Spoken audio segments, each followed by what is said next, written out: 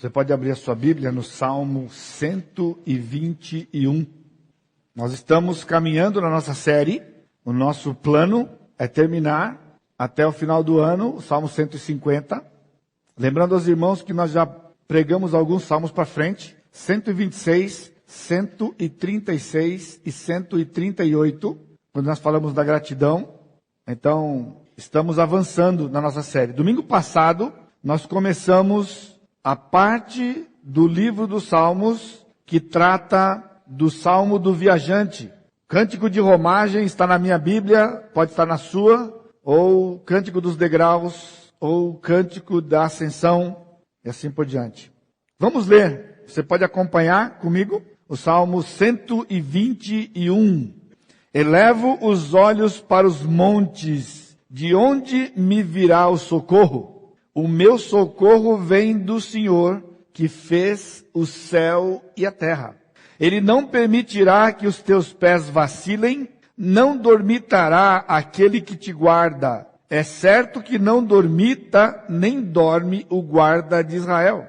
O Senhor é quem te guarda, o Senhor é a tua sombra à tua direita. De dia não molestará o sol, nem de noite a lua. O Senhor te guardará de todo mal, guardará a tua alma, o Senhor guardará a tua saída e a tua entrada, desde agora e para sempre. Este salmo tem sido conhecido como o Salmo dos Viajantes, mesmo que a série toda do 120 ao 134, ele seja conhecido como o Cântico dos Viajantes ou Cântico de Romagem, como eu disse, dos degraus e assim por diante. Este salmo especificamente recebe o título de toda a série. A razão é pelo seu conteúdo. James Montgomery Boyce é um dos livros, dos autores que eu gosto muito, eu tenho consultado e me apropriado de muitas das suas ideias. Ele menciona no seu comentário deste salmo uma lembrança da sua infância, de que a sua mãe reunia a família toda ali na sala, e ela lia o Salmo 121 antes que eles fossem fazer qualquer viagem. Ou quando qualquer dos filhos ia sair para viajar para algum lugar, reunia o pessoal, lia o Salmo 121 por causa do versículo 8, o Senhor guardará a tua saída e a tua entrada desde agora e para sempre. David Livingstone, famoso missionário no continente africano, ele leu o Salmo 121 e o Salmo 135 com louvores a Deus, quando adorava junto com o seu pai e sua irmã, antes de se mudar para a África em 1840. E a sua sogra, quando escreveu para ele, ela disse que sempre tinha o Salmo 121 em sua mente quando orava por ele, que estava lá na África a serviço do Senhor. J.S. Watson, um almirante na Marinha Americana, comandante da frota nas Filipinas, durante a Guerra Americana-Espanhola, escreveu que seu capítulo famoso de toda a Escritura era o Salmo 121, o Salmo do Viajante.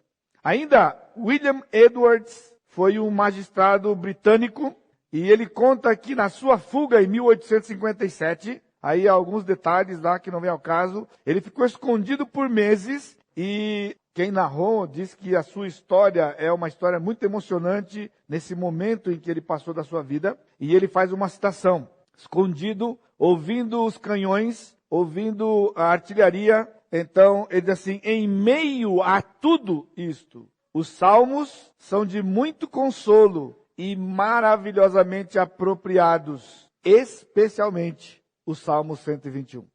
Mas nós temos surpresas para hoje à noite, no Salmo 121. Este é o segundo salmo do peregrino, ou da ascensão, e depois de dias de viagem nos caminhos da Palestina, aqui uma observação para você, a gente falou sobre isso aqui 2 domingos atrás, na série de Lucas, falando do mundo de então, o mundo do Novo Testamento, logo que você abre as páginas do Novo Testamento, então você encontra um novo cenário, um cenário da Palestina completamente diferente do cenário do Velho Testamento. O cenário da Palestina do Velho Testamento que temos na mente é o cenário dos reis. E como o Velho Testamento se concentra muito na história dos reis, e não na parte tanto geográfica da Palestina.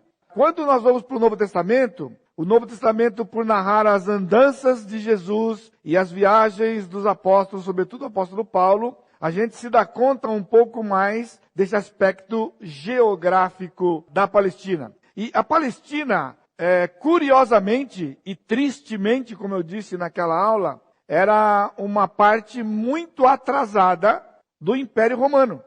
Tudo bem que ela foi vítima de muitas guerras naquele período interbíblico entre Malaquias e Mateus.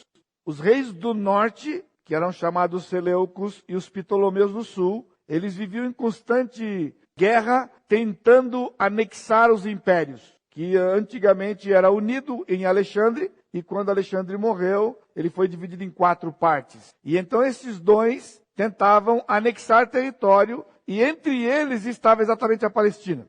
Quando eles empreendiam as suas guerras, que não eram como nós, né, por ar, né, e por mar, porque o mar costeava, não dava para utilizar muito, então era por terra. Eles desciam e destruíam simplesmente a Palestina nessa caminhada. E quando o outro ia retalhar, alguns 10 anos depois, era no tempo de 10, 15 anos, para o pessoal dar uma ajeitada, e quando eles conseguiam dar uma ajeitada, o outro voltava e ia lá fazer uma revanche, destruía tudo de novo. Então, muito escombro, lógico, nós sabemos também de que essa questão do atraso da nação era uma disciplina do Senhor, e quando a gente está acompanhando a história, porque Israel estava longe de Deus, Israel tornou-se o que Israel era naqueles dias de Jesus. Então, essa é uma tremenda lição para nós. Nós não acreditamos na prosperidade como é pregada aí fora. Mas a Bíblia fala muito a respeito da prosperidade. Biblicamente falando, Israel chegou a ser uma potência do mundo nos dias de Davi e Salomão. E tanto que, quando eles voltaram para a terra depois do cativeiro babilônico, os inimigos ao redor mandaram uma carta para o imperador dizendo que ele deveria consultar nos anais da história que aquela cidade tinha sido uma cidade forte, uma cidade que causava problemas, porque ela era autônoma, pequena, mas era autônoma, durante toda aquela época de Davi e os grandes reis. Então, quando nós encontramos essa realidade na Palestina, muito triste, a Palestina não tinha estradas como o Império Romano tinha. As grandes cidades, as grandes metrópoles na Ásia, né, tinham as suas estradas até pavimentadas, inclusive, muitas delas pavimentadas e tão retas quanto possíveis. Isso era conhecido no mundo de então. Ao contrário, a Palestina, eles tinham caminhos que eram feitos por pessoas que simplesmente estavam andando por aquele lugar, amassando o terreno, e eles formavam aqueles caminhos que ligavam as cidades e ligavam as vilas para que eles pudessem andar. Então, esta é a situação da região naquele período dos 400 anos e do Novo Testamento, e esse é o cenário dos cânticos de peregrinação. Eles saíam de vários lugares do Império, não somente da Palestina, mas de todo lugar do Império, por onde eles foram espalhados depois do cativeiro babilônico, e eles vinham para Jerusalém para adorar ao Senhor nessa peregrinação. E então eles caminhavam dias e dias, eles caminhavam. Então eles tinham problemas nos pés, devido a esta marcha constante. Então seus pés eram machucados, os músculos doíam, mas Jerusalém, que era o fim da viagem, parecia distante e nunca chegar. E de repente, eles avistavam de longe os montes de Jerusalém. Alguns estudiosos têm sugerido de que este cântico era um cântico tradicional na noite do último acampamento daqueles que marchavam para Jerusalém, quando eles vinham para as festas. Você está ouvindo então que depois de caminhar por aquele terreno todo inóspito, perigoso, aqueles caminhos nas encostas dos morros, descendo Jerusalém, de Jerusalém para as cidades baixas, as vilas baixas, que era a maior parte do território da Palestina, a entrada do território, né, de quem vinha de longe. Então, quando eles estavam chegando perto, faltava um dia de viagem, eles viam os montes de longe, se acampavam ali, aí eles cantavam este cântico à noite. Dá uma ida comigo rapidinho para Lucas capítulo 2, verso 46. Antes que você durma, dá uma folhada na Bíblia, assim você dá uma acordadinha, e a gente continua mais um pouco aqui. Lucas 2, 46. É aquele episódio quando Cristo tem 12 anos de idade, ele vai com seus pais para Jerusalém, como era costume, e quando eles terminaram a festa, eles voltaram e estavam de volta para Nazaré, que é onde eles moravam. Versículo 46. 3 dias depois, o acharam no templo. Então eles tinham caminhado um tanto já, e eles voltaram. E eles encontraram Jesus 3 dias depois. Provavelmente eles já tinham caminhado mais de um dia, quase 2, para depois voltar e dar uma volta na cidade, que não era tão grande assim, que eles não pudessem fazer esse percurso com mais de 1, 2 pessoas ali em algumas horas. Então 3 dias, porque as viagens eram longas. E nós estamos falando de Nazaré para Jerusalém. 130 quilômetros mais ou menos de distância. 140 quilômetros de distância. Não muito mais do que a São Paulo, se você for para a zona sul de São Paulo, saindo daqui de São José, é uma caminhada, né? Quando nós vemos esses cânticos dos degraus, há um cenário contrastante entre o Salmo 120 da semana passada e o Salmo 121 hoje. No Salmo 120, nós vimos logo no começo, na minha angústia clamo ao Senhor. Versículo 5, ai de mim que peregrino em Meseque e habito nas tendas de Quedar. Então nós estamos falando da origem deles. Eles estavam longe, espalhados pelo império, e agora eles estavam vindo para Jerusalém. E quando estão chegando já próximo de Jerusalém, então eles têm aquela vista, este cenário, né? Então um cenário de esperança, oposto àquele que nós vimos na semana passada, de viver no meio da mentira, no meio dos povos de língua enganadora. Lembra da semana passada? Aqui nós encontramos um salmo de grande esperança para o povo de Israel e para nós, sem dúvida, quando aplicamos isso aqui na vida espiritual. A ideia dominante no Salmo 121 é a da proteção de Deus, sob a vigilância dos olhos de Deus. No texto hebraico, e na nossa versão em português é mais fácil do que na versão em inglês, aparece uma palavra 6 vezes, e é a palavra chamar, que significa guardar, proteger, vigiar. É que na versão em inglês, eles traduzem essa palavra com 3, 4 vocábulos diferentes. E em português, onde você encontra aqui a palavra guardar. Olhe comigo aqui, versículo 3. Não dormitará aquele que te guarda. Essa é a palavra. É certo que não dormita nem dorme o guarda de Israel. Versículo 5. O Senhor é quem te guarda. Versículo 7. O Senhor te guardará de todo mal. Guardará a tua alma. O Senhor guardará a tua saída. Então, quando nós pensamos no Salmo como estrofes, porque era um cântico, na segunda estrofe a palavra aparece 2 vezes, na terceira estrofe 1 vez no versículo 5 e na quarta estrofe aparece 3 vezes, versículo 7 e versículo 8. O Salmo está dividido em 4 estrofes, de 2 em 2 versos, fica fácil para nós. Na primeira estrofe, os 2 primeiros versos, nós temos uma reflexão do salmista em termos de uma pergunta. Elevo os olhos para os montes. De onde me virá o socorro? Então ele responde no versículo 2 ainda, o meu socorro vem do Senhor, que fez o céu e a terra.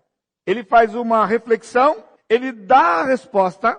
Agora nos versículos 3 a 8, que são as demais estrofes, as 3 estrofes, ele vai dar maneiras como o Senhor guarda o seu povo. Ele protege, ele guarda e ele preserva. Aqui nós temos uma figura. A razão porque a versão inglesa traz palavras diferentes, porque o tradutor, ele no clima do Salmo, ele se apegou às figuras. A primeira figura, ele está falando de um guarda, um vigilante noturno. Um vigilante que está tomando conta de alguma coisa e ele não pode dormir na hora de serviço. O pessoal que tira a guarda no quartel, né? Eles ficam a noite toda acordado lá enquanto está todo mundo dormindo dentro do quartel. Os sentinelas estão vigiando aí. No versículo 5, quando muda a estrofe, ele agora usa outra figura. Ele está usando a figura de uma sombra. Então já não é mais o vigilante, agora é uma sombra que vai proteger a pessoa, proteger a nação. E no versículo 7 e 8, ele mostra de maneira direta a proteção de Deus em termos de preservação do seu povo. E ele é o protetor da nossa alma. Agora, a novidade, até por causa do que nós cantamos aqui hoje à noite. Os irmãos não fiquem chateados, né? É meu papel de nós pastores aqui, de abrirmos a palavra e expor a palavra. E isso é só um alerta para vocês dos perigos dos cânticos, né? E não fique triste porque eu estava pensando num cântico antigo que fala do mesmo texto. E o cântico antigo tem o mesmo problema. Todos os cânticos que usam este texto como base têm o mesmo problema, que vocês vão descobrir o que é já já. Então, em primeiro lugar, eu quero destacar para você, na primeira estrofe, a fonte da ajuda do salmista. Elevo os olhos para os montes. De onde me virá o socorro? A ajuda. Ele responde, o socorro vem do Senhor. Então, o cântico fala dos montes e fala que a ajuda é o guarda de Israel. Ok? Não tem problema nenhum. A questão é com os montes. Até porque, no nosso slide, aqui, mostrava os montes, de maneira genérica. E os cânticos se referem aos montes de maneira genérica. O povo, quando canta, sempre pensa que eles estavam olhando para os montes, e qualquer monte que você olhar, você se lembra do Senhor que criou os montes, e o Senhor, então, é o nosso guarda. Ok? Os cânticos inspirados neste salmo, então, eles não expressam toda a verdade do coração do salmista. Mesmo as versões, as traduções da nossa língua, de português, inglês e outras línguas, eles podem nos induzir a conclusões erradas do que estava na mente do salmista. Os montes, no versículo 1, pode ter dois significados, que na verdade é a soma dos dois significados. Então, primeiro, quando o peregrino se aproximava de Jerusalém, os montes em torno da cidade de Jerusalém sugerem a própria Jerusalém. Estão comigo? Os montes que eles olhavam sugeria para o judeu a própria cidade. Eu falei sobre isso semana passada. Eu falei sobre isso quando eu mostrei para vocês que Davi conquistou aquele lugar que era dos cananeus. Os jebuseus moravam ali, a cidade chamava-se Jebus, e ele entrou na cidade, dominou a cidade, tomou posse da cidade e tornou-se a cidade de Davi. E o Senhor escolheu a cidade de Jerusalém para ser a sua cidade. Então, na mente de um judeu, no Velho Testamento, depois de Davi, tanto quanto no Novo Testamento, pensar nos montes era pensar na própria cidade. E como era a cidade de Deus, que Deus havia escolhido, significava pensar no próprio Deus. Então, a ideia do salmista aqui não era que o socorro dele vinha dos montes. Estão entendendo? O socorro não vem dos montes, nem do Senhor através dos montes.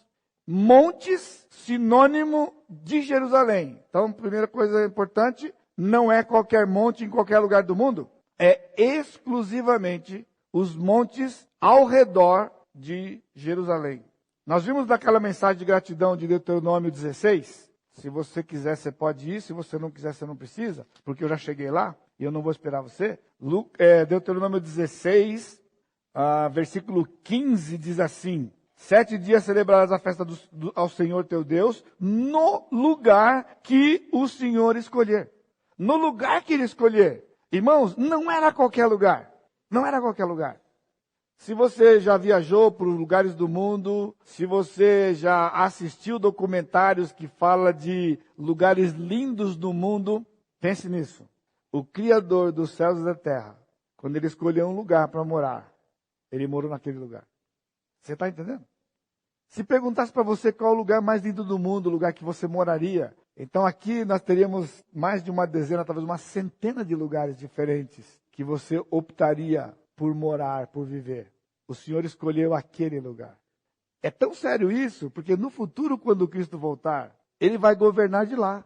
com tantos lugares do mundo para ele fazer o seu palácio, o seu lugar, ele vai fazer exatamente nos montes de Jerusalém. E de lá, ele vai governar o mundo inteiro. E Davi vai estar com ele governando. Davi vai governar a Palestina.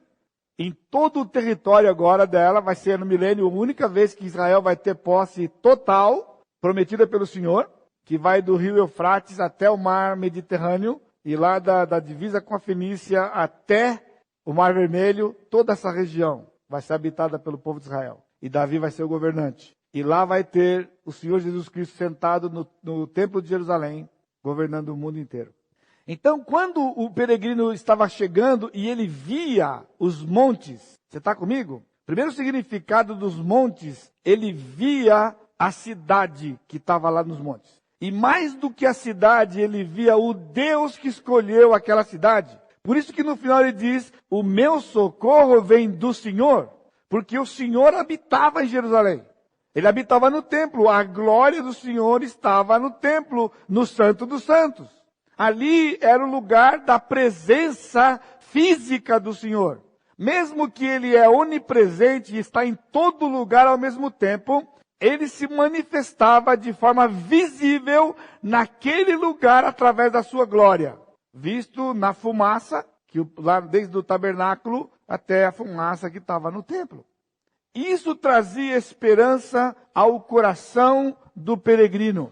E isso deve trazer esperança ao nosso coração. Olhar para os montes realmente significa olhar para o Senhor. Olhar para o Senhor. Segundo significado. Antes de ver o segundo significado, vamos para João 4. Para pegar o gancho. João 4, versículo 19 a 24. E eu vou esperar você um pouquinho. João 4, de 19 a 24.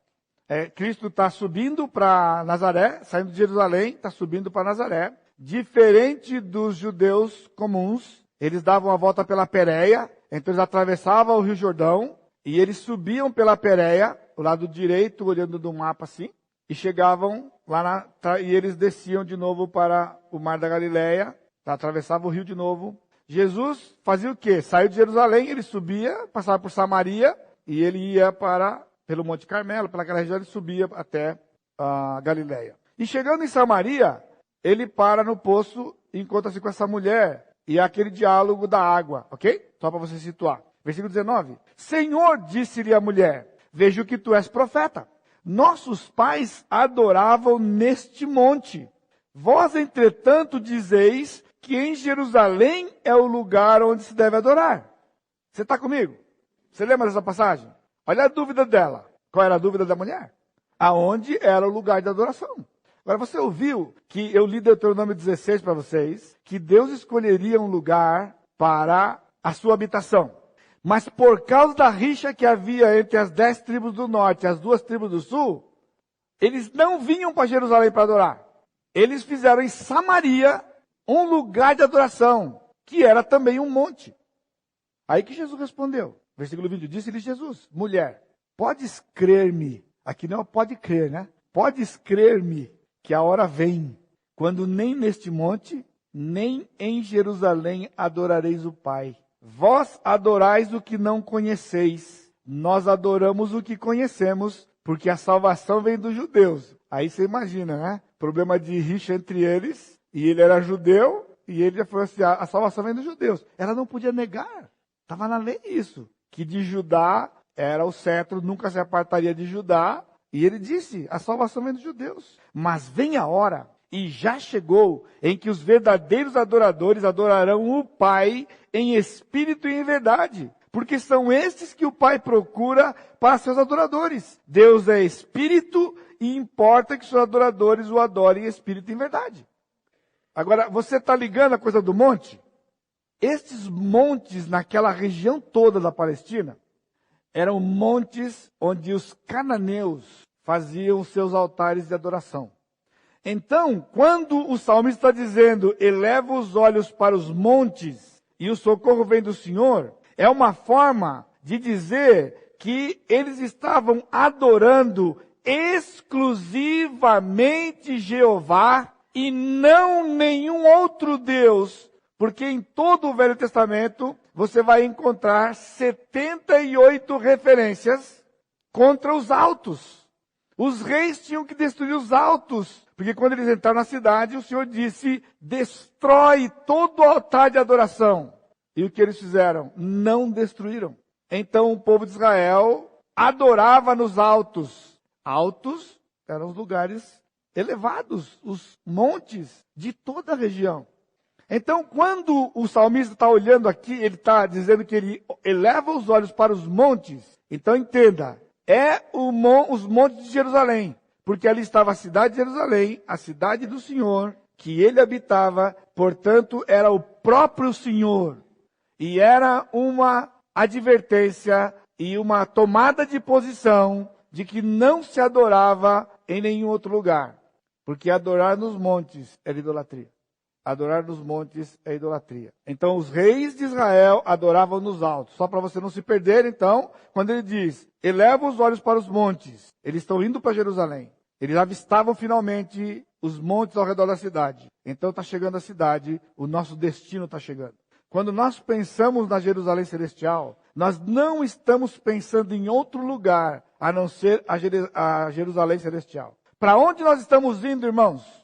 Nós estamos indo para o céu. O céu é o nosso lugar, é o nosso destino último.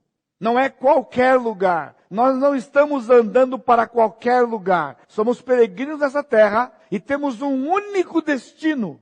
E você tem que entender isso porque o resto do salmo você não vai entender se você não entender de que ele tem um destino único para todos nós. Você quer mais para ir para frente? No milênio, todo habitante do milênio terá que ir pelo menos uma vez a Jerusalém para adorar, pessoalmente. Do mundo inteiro. Vai ter que sair do mundo inteiro para onde tiver para ir para Jerusalém adorar, uma vez por ano. E diz, quem não fizer isso, não vai ter comida, não vai ter colheita, não vai ter... A mão do Senhor vai pesar sobre ele.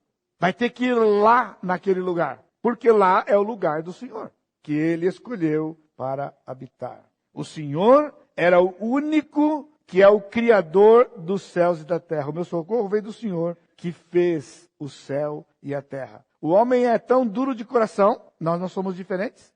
Eu só sempre tenho lembrado você que somos piores, porque temos a verdade e não seguimos a verdade, tanto quanto deveríamos, né? Quando o salmista está dizendo, o meu socorro vem do Senhor que fez o céu e a terra, é uma forma é como se fosse um adjetivo forte para Deus. O homem adora deuses, desde a antiguidade, divindades.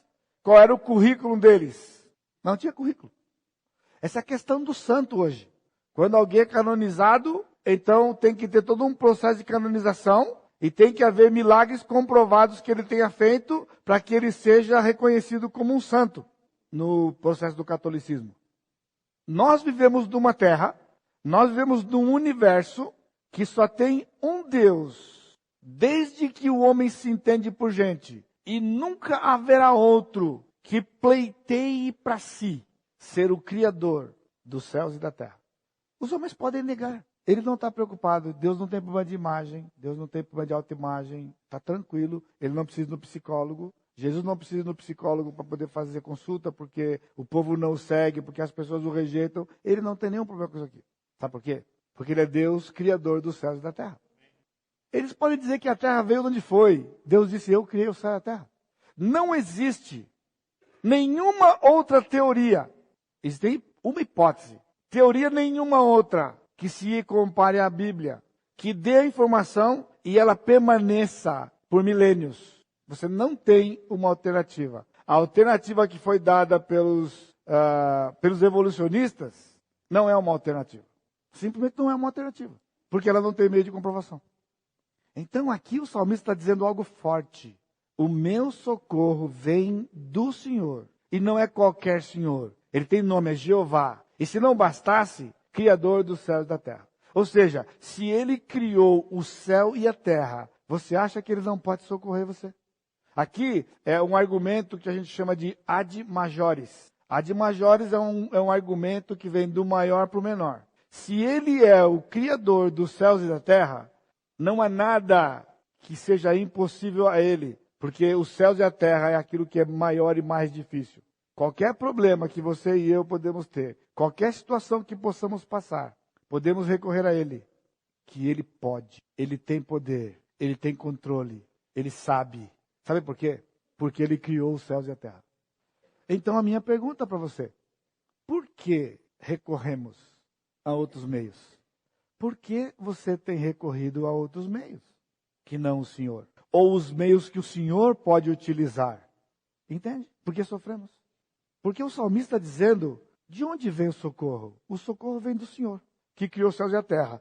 Ele pode, é só ir para Ele. Se curva diante dEle, abre o seu coração e fala, Senhor, eu preciso de ajuda. Porque aqui é um problema do homem. O homem tem orgulho, ele não precisa de ajuda. Ele só precisa aprender o caminho das pedras. Me ensina como faz, eu vou fazer. Ele não está entendendo que não é assim que funciona. 1 hora é muito mais tempo do que você tem controle. 10 minutos é muito mais tempo que você tem controle. Hoje no YouTube fica passando esses videozinhos que o pessoal acha engraçado, né? E fica veiculando. Aí essa semana eu vi um desses, o cidadão estava saindo do carro dele. Irmãos, fração de segundos. Vem um motoqueiro. O motoqueiro vem, ele pega atrás do carro. Ele voa, ele bate na parede, ele cai. E vira aquela confusão. O camarada que estava dentro do carro, quase que ele morreu. Porque a pancada que deu no carro dele, o motoqueiro voou como um pacote. Ele cai no chão, o pessoal vem, daqui a pouco ele levanta. O que aconteceu? Pessoal, 1 segundo. E esse cara podia ter morrido. Que controle que ele tem? Agora, Jeová, Ele criou os céus e a terra. Ele tem o controle. Então a gente vai para Ele e clama ao Senhor. Pede ajuda. Senhor, me socorre. Só isso que você precisa fazer. Senhor, me socorre. É difícil? Eu não sei qual o problema que você está enfrentando quando você entrou por aquelas portas hoje. É pedir muito para você. Dizer para o Senhor assim, Senhor, me socorre. E então o Senhor vai socorrer você. Porque o socorro vem do Senhor. Então o salmista agora vai explicar, como ele tinha no coração, as maneiras como Deus nos socorre. Versículo 3 e 4, nós encontramos a primeira maneira. Ele não permitirá que os teus pés vacilem, não dormitará aquele que te guarda. Ele é um vigilante, atento, nunca dorme e nem cochila. Ele diz, os teus pés, para que os teus pés não vacilem. O peregrino só chega ao destino, que é a sua pátria, com a ajuda do rei do seu reino. Você está ouvindo aqui o que o salmista está dizendo? Ele não permitirá que os teus pés vacilem. Ele não dormitará aquele que te guarda. É certo que não dormita nem dorme o guarda de Israel. Então ele está dizendo, o seu pé não vai vacilar, porque ele guarda você. Quando? Sempre. 24 horas. Sabe o que significa isso? Que o peregrino não tinha capacidade de chegar no seu destino, se o Senhor não permitisse. Por quê? Porque os pés dele certamente vacilariam. Então o Senhor entra para sustentar e guardar para que os pés não vacilem. Sabe por que nós vamos chegar onde vamos chegar? Por causa disso. Porque o Senhor não vai permitir que nossos pés vacilem. Agora, a prosperidade diz que nós não vamos ter mais problemas. Não é verdade, não é o que ele está dizendo aqui. O que ele está dizendo é que o guarda de Israel, aquele que não dorme, aquele que não cochila, ele não dorme e não cochila para que os meus pés não vacilem. Ele não está dizendo que os problemas não vão vir. Ele não está dizendo que eu não vou ter dificuldades. Ele está dizendo que meu pé não vai vacilar. Ou seja, não há a menor possibilidade que eu não chegue aonde eu tenho que chegar. Por isso eu disse para você, o monte é Jerusalém. E a Jerusalém celestial para nós. Não vacila. Permitir. Essa é uma palavra profunda no nosso relacionamento com o Senhor. Deus permite muitas coisas. Deus permite coisas para nos provar. Deus permite que a gente peque e tenha consequências do pecado. Deus permite muitas vezes que o mal nos atinja, mas Ele nunca permitirá que os nossos pés vacilem. Você está ouvindo? Então Ele está acordado a todo instante com um só e único propósito: nos conduzir à Sua presença. E sem Ele, a gente não chega lá. Definitivamente, você tem que acreditar que sem o Senhor, você não vai chegar lá. O que depende de nós? Nada. Nós somos peregrinos. Olha que fascinante a convicção do salmista. Eles caminhavam, eles dormiam, eles caminhavam, eles dormiam, só que eles tinham uma convicção: o Senhor não dormia e não cochila. É certo. Conta essa história, eu já falei para vocês há muito tempo atrás, de um camarada que estava com seu filho doente, e ele estava muito preocupado com seu filho doente, não havia muito o que ele fazer, e ele não conseguia dormir, e olhando para aquela criança, e nada acontecia, ele angustiado, já estava exausto. De repente, o Senhor, na sua bondade, colocou algo na mente dele. Sabe o que ele disse para Deus? Senhor, eu descobri que não adianta nós dois ficarmos acordados. Então eu vou dormir porque eu não aguento mais. E ele foi dormir porque ele se deu conta de que o seu filho estaria guardado pelo Senhor, porque o Senhor não ia dormir, mas ele precisava dormir, porque Deus não precisa dormir. Você está entendendo? Não adianta você ficar tentando resolver as situações, porque já tem alguém que vai fazer isso.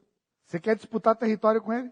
Você quer medir força com ele? Então se entrega e fala: Senhor, eu vou descansar porque não precisa de nós dois. Esse é um sinal de humildade, porque nós temos orgulho, nós queremos ficar acordado, porque a gente acha que nós temos controle, acha que ficar acordado vai resolver alguma coisa. Você acha que a sua presença vai mudar alguma coisa? Você não entendeu que a presença que faz mudança é a presença do Senhor. E Ele não vai dormir, Ele não vai sair dali, Ele vai estar lá. E tudo que Ele permitir é para o nosso bem, é para o nosso bem. O guarda de Israel não dorme. Então vamos dormir. Agora, por favor, não faz como alguns estão fazendo hoje em dia, que quando você acorda, bom dia, Senhor Jesus. Por favor, não faz negócio desse, de dar bom dia para Jesus. Bom dia, Espírito Santo. Isso aí é blasfêmia. Só porque você dormiu, você vai falar bom dia para Ele quando você acordou? Ele não dormiu. Então, se você quer falar alguma coisa para o Senhor quando você acordar: Senhor, obrigado porque o Senhor me deu mais um dia em que eu possa desfrutar da sua presença, que eu possa andar com o Senhor. E aí faz um pedidinho para Ele: não me permita desonrar o seu nome, que eu viva para a sua glória hoje. Tudo isso aqui é bom você falar para Ele. Senhor, eu te amo. Eu amo o Senhor. Você pode dizer isso para Ele. Há tantas coisas boas e bonitas para dizer para o Senhor, do que falar bom dia, Espírito Santo. Bom dia, Senhor Jesus. Bom dia, Deus. Só estou dando uma ajudinha para você. Os olhos do Senhor estão abertos todo o tempo. Provérbios 15:3. Os olhos do Senhor estão em todo lugar, contemplando os maus e os bons. Na terceira estrofe, versículos 5 e 6, nós encontramos a segunda maneira. Então, na primeira, Ele nos guarda. Versículo 3 e 4, Ele nos guarda. A segunda maneira, Ele nos protege. Versículos 5 e 6. O Senhor é quem te guarda. O Senhor é a tua sombra à tua direita. De dia não te molestará o sol, nem de noite a lua. Agora olha para cá, presta atenção, porque eu vou fazer uma explicação para você do que isso aqui significa. Ele disse que Ele é a sua sombra à tua direita. Então eu estou aqui. Então, Ele não está dizendo que há uma sombra na minha direita. Ele não é a sombra na minha direita. Não está escrito aí? Ele é a tua sombra, à tua mão direita. Então, do meu lado direito, Ele está aqui. E Ele faz uma sombra sobre mim. Entendeu? Ele está do meu lado direito. Ele está do meu lado direito. E Ele me cobre com a sua sombra. De maneira que quando o sol bate, o sol pega nele. E eu estou na sombra. O sol não me afeta. Eu estou protegido por Ele. E quando a lua ilumina, a mesma coisa acontece. A sombra dele me protege. Agora é importante você saber, o salmista não está pensando no sol e na lua literalmente. Ele está pensando no sol como o astro que governa o dia, a lua que governa a noite, e tudo aquilo que o dia e a noite trazem para nós. Os perigos do dia e os perigos da noite, ilustrados pelo sol e pela lua, e que a sua sombra nos protege. A sombra do Onipotente nós descansamos. Ele é um escudo para nós. Está entendendo o que ele está dizendo aqui? Ele é um escudo para nós, então ele nos protege. Algo para nos atingir tem que passar por ele primeiro. Você sabe onde eu vou chegar, né? Você descobriu? Não é culpa minha, tá bom? Por favor, não é culpa minha. E eu não estou batendo na mesma tecla. Porque você fala: nossa, pastor, todo domingo o pastor insiste em falar a mesma coisa. O pastor está pregando no Salmo, ele fala a mesma coisa. Ele está pregando em Provérbios, ele fala a mesma coisa. Ele está pregando lá em Juízo, a mesma coisa. Isso aqui não é carapuça para você. Mas você está entendendo onde nós vamos chegar? Algo para atingir você tem que passar por quem? Por ele. Então, se algo atingiu você, o que significa? Responde para mim, classe. Foi porque passou por ele. E se passou por ele, vai conversar com ele primeiro. Pergunta para ele, Senhor, por que passou pelo Senhor? Porque ele está dizendo que ele é a sombra que me guarda e me protege. E ele está me protegendo. E você acha que você foi atingido por alguma coisa. Mas ele estava te protegendo. Você tem que perguntar para ele. Porque a gente não consegue discernir esse negócio de sombra, pessoal. O negócio de sombra a gente não discerne. Você vai querer discutir a sombra do Senhor com ele agora? Não. Ele está dizendo, ele está à minha direita e ele me cobre com a sua sombra. De maneira que nada durante o dia nem à noite vai me atingir. Ele está constantemente me protegendo. Por isso que o apóstolo Paulo, quando ele escreveu Romanos, ele diz, todas as coisas cooperam para o bem daqueles que amam a Deus. Por quê? Porque ele está me protegendo. Nós sempre olhamos para o mal, porque a gente não enxerga o Senhor. Por isso que o apóstolo Paulo, quando escreveu o Tessalonicenses, ele diz, em tudo dai graças. Mesmo que você não entendeu. Porque você acredita e confia que a sombra do Senhor protege você. Agora, protege-nos do quê? Ele prometeu que nunca ia acontecer coisa ruim para você? Não. Mas ele prometeu para você de que ele vai levar você um dia para estar eternamente com ele. É disso que a sombra dele protege você. O inimigo não tem poder de tirar você mais dali, porque quando o inimigo vem e encontra com ele protege você na sombra dele. É isso que ele está dizendo, de dia e de noite. Então não tem um momento que o inimigo fala, bom, eu vou dar uma esperadinha quando o Senhor virar as costas. Não tem virar as costas, o Senhor não vira as costas. É a garantia que ele dá que nós vamos chegar lá, em Jerusalém. Ele nos comprou para sermos seu. Entendeu? Então não confunde com os problemas que acontecem conosco no dia a dia aqui. Porque a maior parte deles são resultados do nosso próprio pecado. Que ele ainda pela sua infinita bondade nos perdoa e nos livra dos nossos pecados. Nos purifica dos pecados.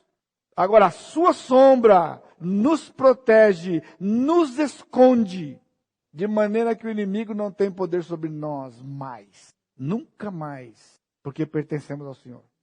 Eu pertenço a Cristo, pois me comprou, não é? Cântico. Para o seu serviço, me consagrou. Ele é quem governa todo o meu ser. Eu entrego a Cristo o meu viver. Ponto. Então o salmista não está perdido. Ele tem uma coisa na sua mente. Ele é um peregrino que está indo para um lugar definido. E ele sabe que ele só vai chegar nesse lugar se o rei daquele lugar protegê-lo. Em todo o tempo. Ele guarda e ele protege. E finalmente, vai embora mais cedo hoje, hein? A proteção é constante. Número 3, versículos 7 e 8. A terceira maneira, ele nos preserva. Essa é uma das partes mais bonitas do Salmo, sem dúvida, que ele diz, o Senhor te guardará de todo mal, guardará a tua alma. Aqui é a dica. O Senhor guardará a tua saída e a tua entrada desde agora e para sempre. Guardará a tua alma. Sabe o que é isso? Salvação eterna. Você entendeu que ele não está falando de dia a dia, das coisinhas do dia a dia? A grande questão do Senhor conosco é que nós nos rebelamos contra Ele e nós saímos de perto dEle, não queríamos voltar para Ele, mas Ele nos trouxe para Ele graciosamente. E nós somos tão ruins que mesmo que Ele nos trouxe graciosamente, nós como ovelha desgarrada, todo o tempo queremos sair fora. Todo o tempo queremos sair fora. Então ele pega o seu cajado e puxa com o cajado. Ele pega a sua vara, ele quebra a nossa pata e coloca no colo e leva. Ele não nos abandona. Ele não se cansa de nós. Não vai nos desamparar, ele prometeu. Porque nós somos rebeldes. A gente sai todo o tempo do trilho. Ele vai guardar a alma. Sabe o que é a alma? A alma é você. A alma sou eu. A alma é aquilo que nos distingue. A alma é a nossa personalidade. Ezequiel 18 diz, a alma que pecar, essa morrerá. Essa é a nossa individualidade. Então o salmista está dizendo que o Senhor guardará a nossa alma. Então significa que ninguém pode ter posse da nossa alma jamais. Porque a nossa alma é dele e ele guarda. E não há ninguém maior que ele que possa tirar das mãos dele a nossa alma. Ele não está falando de coisa trivial. Ele está falando de existência. Existência. O mal que poderia nos impedir de relacionar com Deus, não há. Por isso o apóstolo Paulo, quando escreveu Romanos capítulo 8, ele diz: nada poderá nos separar do amor de Deus que está em Cristo Jesus. Nada. A gente não canta aqui, tem um sambinha lá, a gente canta aqui no pezinho. Nada. Nada poderá nos separar. Sabe por quê? Porque Ele guarda a nossa alma. Nós pertencemos ao Senhor. Guardar a saída e a entrada, aqui no versículo 8, é um termo militar. É uma expressão que era usada na batalha. Você tem pique ainda? Vai comigo lá em 1 Samuel 18, rapidinho. Nós estamos acabando. 1 Samuel 18, versículo 13.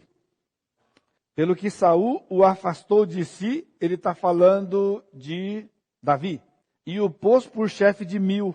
Ele fazia saídas e entradas militares diante do povo. Versículo 16. Porém, todo Israel e Judá amavam Davi. Por quê? Porquanto fazia saídas e entradas militares diante deles. Irmãos, essa é uma parte fascinante do Velho Testamento, que às vezes passa desapercebido por você. Na gestão de Davi, bem como na época já de Josué, as batalhas que o povo de Israel empreendia contra os seus inimigos eram batalhas que não havia baixa. Você pode acreditar? Já ouviu isso aqui? É um negócio impressionante. Eles iam para a luta, morriam aos milhares, não morria um soldado de Davi. Por que o povo amava Davi? Porque sair com Davi para a batalha era certeza de voltar vivo. O inimigo ia morrer, mas os soldados de Davi não iam morrer. Porque o Senhor guardava a saída e a entrada de Davi. Por isso eu creio que foi Davi que escreveu esse cântico aqui. Não tem o nome dele, mas foi Davi que escreveu. Porque Davi sabia que ia sair e entrar numa batalha, ele ia e voltar vivo. Quando Josué estava voltando com a nação de Israel, e eles tiveram aquela grande vitória do Senhor, foi do Senhor, nos muros de Jericó, né? Derrubou os muros, aquela coisa toda, né? Muro enorme daquele, caiu tudo, entraram, tal. E aí, quando continuaram caminhando, aí encontraram uma cidadezinha. O texto bem diz assim, uma cidadezinha chamada Ai. Aí Então, o Josué deu uma olhadinha e falou assim: paz, depois daquela vitória lá, vamos mandar uns 2.000, só uns 2.000 para poder lutar. Irmãos, quando há pecado no coração e há pecado no meio do povo, primeiro sintoma, miopia. Estavam contaminados pelo pecado de Acã, e eles não sabiam, e olharam lá e despedaram 2.000. Aí o texto diz que eles foram para a batalha. Olha que curioso, você tem que ver isso aqui, porque isso aqui, pessoal, é algo importante para você entender como o nosso Deus age. Ele foi para a batalha, e eles perderam a batalha, morreram 36 pessoas. Você está escutando? Lá foram 36.000, morreram 36 pessoas, e Josué ficou com o coração como água. Sabe por quê? Porque ele estava mal acostumado, ele estava acostumado a ir e não morrer ninguém. Então morrer 36 era uma tragédia. E procuraram o Senhor, o que aconteceu? Que morreu 36. Temos 36 viúvas em Israel agora, ou então 36 mães que estão sem seus filhos. O Senhor disse: há pecado no meio do povo. E quando o povo tratou o pecado, os olhos se abriram. Quando eles voltaram para lutar contra Ai, foi todo o exército para lutar contra a cidade. Olha só a diferença. O exército inteiro foi convocado na segunda vez para destruir Ai. Será que você não está com os seus olhos turvados? Você não está enxergando realmente o inimigo, está desprezando o inimigo só porque você pertence ao Senhor e o Senhor está dando vitórias para você? Você acha que o negócio é simples assim? Não é simples assim. Davi ia para a batalha e antes de ir, ele chegava a uma conversa com o Senhor. Senhor, eu posso ir ou não posso ir? E o Senhor dizia: você vai que eu vou dar batalha para você. Era certo. Aí uma vez o Senhor falou assim: ó, não vai. Sério? Não, você vai dar a volta por trás. A estratégia, você não vai dar a volta por trás. E Davi obedecia, dava a volta por trás. Não questionava, o Senhor não perguntava. O general não era ele, o general é Cristo. Pergunta para ele, como é que eu faço esse negócio aqui? Tem humildade. Davi tinha humildade. Senhor, como é que é? Eu vou, não vou, para onde eu vou? O que eu faço? E o Senhor dizia para ele. Aí a vitória é garantida, a vitória é certa. A vitória é certa, irmãos.